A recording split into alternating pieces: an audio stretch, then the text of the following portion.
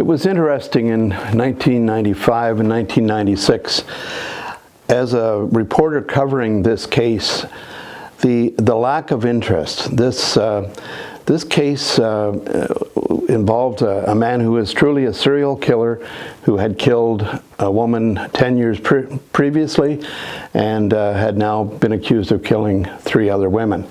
The comparison I always used was Paul Bernardo in Ontario, and the case of Paul Bernardo, who had killed 2 young white women, attracted media attention from all over Eastern Canada. It became an international story. And for some reason, the killing of 3 Native women in Saskatoon generated very little interest. The media gave it scant coverage, and the public seemed disinterested in this case.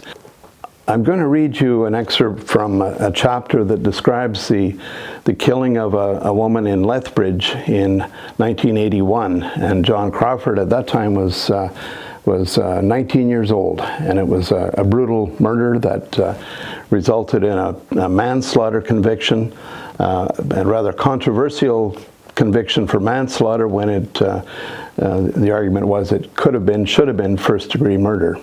And certainly that might have had an impact on what was to follow a decade later in Saskatoon. Early the next morning, the nude and battered body of a Native woman was found in an alcove behind the old No. 1 fire hall, not far from the Bridge Inn. Littered with soiled blankets and sorted garbage, it was a spot frequented by solvent sniffers and drunks.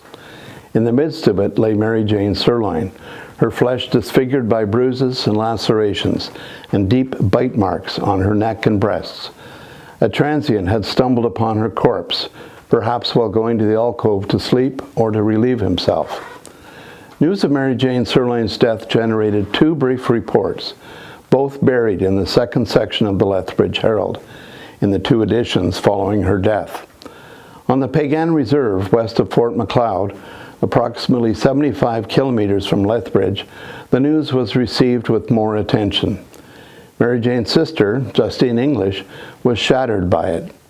She knew her sister had been living on the wild side, but she had never thought it would come to this. Almost as hard to bear as Mary Jane's death was that no one seemed to care about it. Officials never got in touch with Justine or any other members of the family. There was nothing in the media other than 6 column inches in the Herald, which seems peculiar, especially for a town unaccustomed to this sort of violence.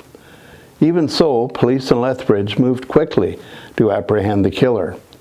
Less than 8 hours after Mary Jane's body had been found, officers picked up John Crawford at his parents' home in North Lethbridge. The arrest was uneventful. The young man offered no resistance. Police reports describe Crawford as very quiet and very subdued. The death of Mary Jane Sirloin in 1981 changed the life of Justine English forever.